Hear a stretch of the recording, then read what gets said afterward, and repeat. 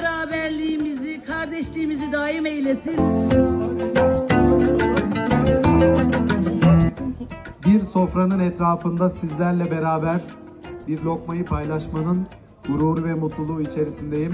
Biz yanmadığımız bir derdin türküsünü söylemeyiz.